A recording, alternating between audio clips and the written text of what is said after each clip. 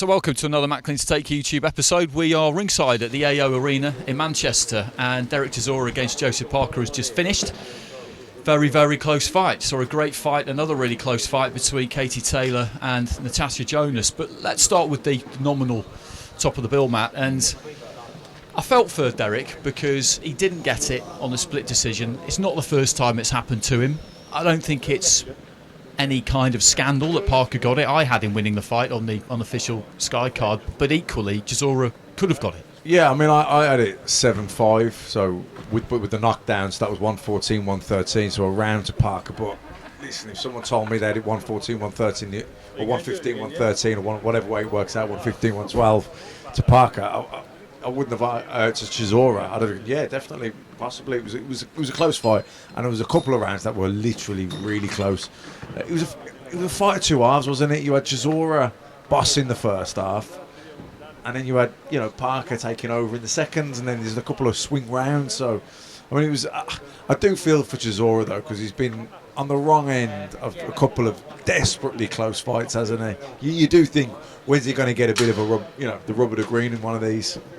Yeah, you do. Absolutely, you do. And he put in a massive effort. And Parker, under Andy, I think there were signs there that he has sharpened up that right hand as he was talking about in the build up to the fight. And just interesting to see what he'll go on and do now. But with Derek, I mean, that's 11 defeats, but he's shown there that still at a good level, he's good to watch, and he brings a good fight. We've been trying to retire him for ages, but on the basis of that, if he wants to keep fighting, why not? Look, the 11 defeats don't mean anything. Do you know what I mean? Because they're all, if you look at them, they've been to top guys, and he's still performing at that level. Like I said, that was a split decision.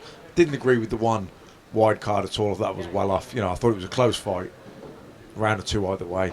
But he's still performing at the highest level. Like we said in commentary, 37 years old. Where does he still keep getting this energy from? But he keeps emptying the tank, and he's a warrior, isn't he?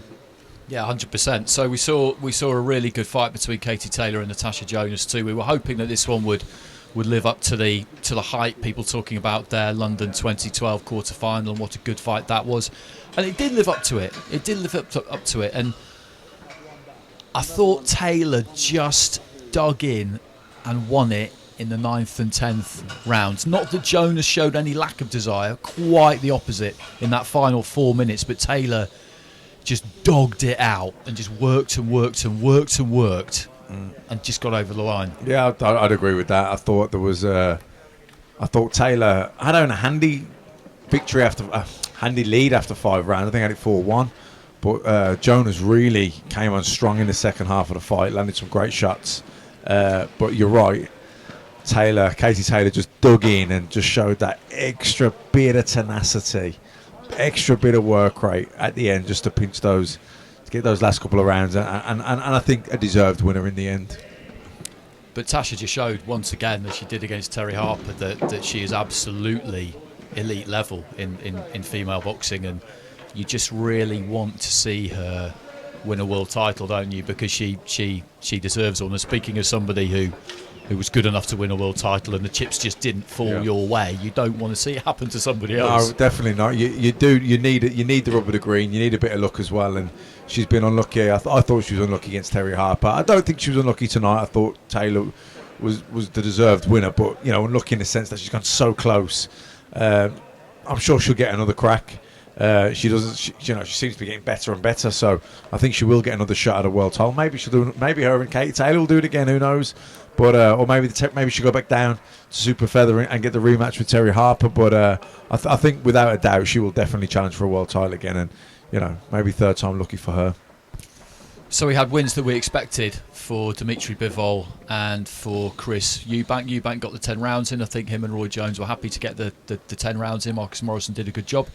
Craig Richards likewise against Bivol. Massive step up for Craig Richards, and his stock certainly rose in defeat. I don't think there's any doubt about that. But just before we go, we'll touch on the opening fight of the night, which was James Tennyson against Giovanni Straffon. Now, the next time Eddie sidles up to a Matchroom Fighter's manager and just says, "I've got a Mexican for you," nothing really on his record, I don't think it's too much to worry about. I think you turn around and you say, Edward, with respect, fuck off.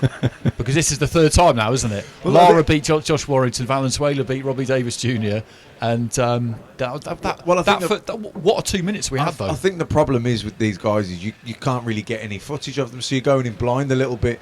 And, it was just devastating, wasn't it? I mean, you got Tennyson, who's a massive puncher, landing shots early on. I'm thinking, this is going to be an early night for him, and actually ended up going the other way. Got hit then with that left hand. I think it was like a southpaw left hook. Then the right hook went down.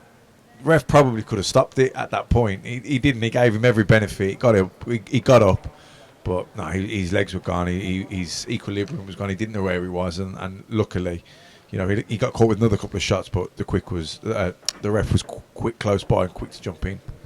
It was just a huge win. It was a massive, massive win for Maurizio Lara against Warrington, as I mentioned, and Josh was here tonight, and you saw what it meant to Straffon, and it's not what we were really expecting. But that's boxing, isn't it? That's sport. That's why we watch it, because you don't know what's going to happen, and you see these fighters come over. More so than boxing. Yeah, and you see these fighters come over, and he's had it tough. Straffon, he was living on the street. He's had a hard life, and you see what the win means, and it just kind of.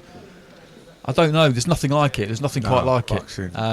We've got to mention Craig Richards as well, and Bivol.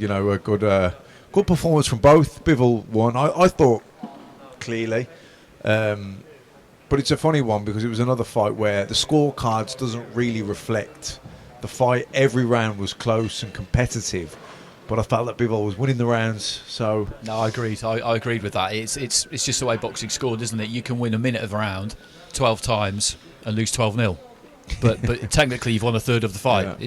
That just doesn't really compute sometimes. But yeah, I thought the same. I thought Bivol was just doing a bit more in each round. But it was an enormous step up for Richards, and his stock will rise. Someone was saying on Twitter afterwards they really want to see Craig Richards against Buatsi. Like Buatsi always needs a fight, Josh, doesn't he? He always needs a fight, a good opponent. Why not? That'd be a great fight to see. Absolutely. If you were going to make Joshua Buatsi against Bivol, why would you not make Richards now and Buatsi? Yeah, absolutely. Well, Josh is fighting in 2 weeks, so I don't think Craig Richards will be ready for that quite. But it's the end of the night. The ring is being taken down. Actually, I'll probably leave it because we're back here in 2 weeks. Back here in a couple of weeks, but. Many thanks to our cameraman. I broke the tripod as I was trying to screw it in and get it, fully functioning, and totally fucked it. So many thanks to our cameraman. I won't name him because he doesn't want to be picked out for his moonlighting. Anonymity. Exactly. He's reveling in his anonymity. But anyway, good fun as always. We'll catch you again soon.